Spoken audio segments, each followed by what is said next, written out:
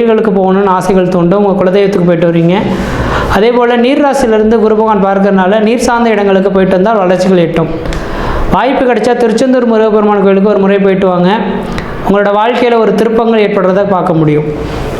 அடுத்ததாக பார்த்தோம் அப்படின்னாக்கா, ஆன்மீக சிந்தனையில் தலை தோங்கக்கூடிய ஒரு நபர்களாக இருக்கீங்க. எல்லாமே தெய்வம் தான் அப்படின்ற மாதிரி நம்பி இருக்கக்கூடிய அமைப்புகள் உருவாகும்.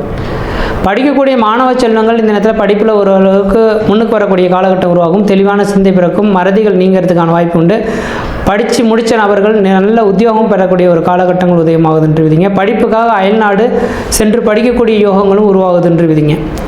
ஏற்கனவே கடன் இருக்கே சார், கடன் அடையிறதுக்கான வாய்ப்புகள் இருக்கானாக்கா கண்டிப்பாக கடன் படிப்படியாக குறையறதுக்கான வாய்ப்பு உண்டு. அந்தளவுக்கு வருமானங்கள் பெறக்கூடிய காலகட்டம் உதயமாயிடுச்சுன்னு விதிங்க.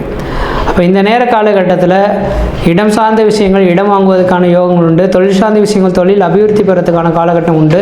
உத்தியோகம் சார்ந்த விஷயத்தில் வளர்ச்சி பெறத்துக்கான காலகட்டங்களாக இருந்துட்டுருங்க. விருச்சிக ராசி என்பவர்களுக்கு ஓரளவுக்கு அதிர்ஷ்டம் நிறைந்த காலகட்டம். 9ஆம் இடத்துல குரு இருக்கனால அதிர்ஷ்டம் நிறைந்த காலகட்டமாக இருக்குது.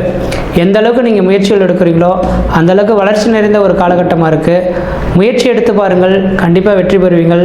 நன்றி, வணக்கம்.